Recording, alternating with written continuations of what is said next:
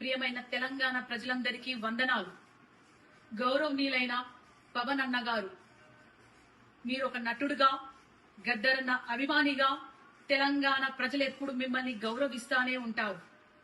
కానీ తెలంగాణ ఆవిర్భావ దినోత్సవం రోజు మీరు మాట్లాడిన మాటలు ఒక తెలంగాణ ఆడబిడ్డగా నేను ఖచ్చితంగా ఖండిస్తున్నాను. తెలంగాణ సినిమాల్లో యాక్ట్ చేస్తే రాలేదు, తెలంగాణ పొత్తులకు పోతే రాలేదు, తెలంగాణ పైసలు వంచితే రాలేదు, తెలంగాణ లాబీలు చేస్తే రాలేదు. తెలంగాణ పోరాటం ఓ సాయుధ పోరాటం. తమ రక్తం చిందించిన గడ్డగా నిలబడ్డ తెలంగాణ బిడ్డల త్యాగాల పోరాటం. తెలంగాణ ఒక ఆత్మగౌరవ పోరాటం. ఎవరిని ఒక బాధ పెట్టకుండా, ఎవరిని హింసించకుండా తమను తాము ఆహుతి చేసుకున్న శ్రీకాంత్ చారియే సాక్ష్యం. తెలంగాణ పోరాటం ఒక సాంస్కృతిక యుద్ధం.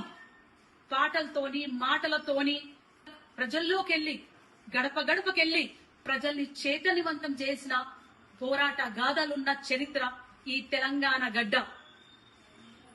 మా భూములు మావి, మా నీళ్లు మావి, మా పాలన మాది అనే ఒక నినాదంతో పల్లె పల్లె, గడప గడప త్యాగాలు చేసి సాధించుకున్న పోరాట గడ్డ.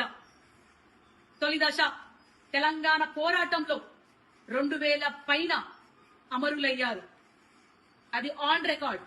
కానీ ఎంతో మంది అడవిలో అన్నలు తెలంగాణ కోసం సపోర్ట్ చేస్తూ వాళ్ళని ఎన్కౌంటర్ చేయించబడ్డారు.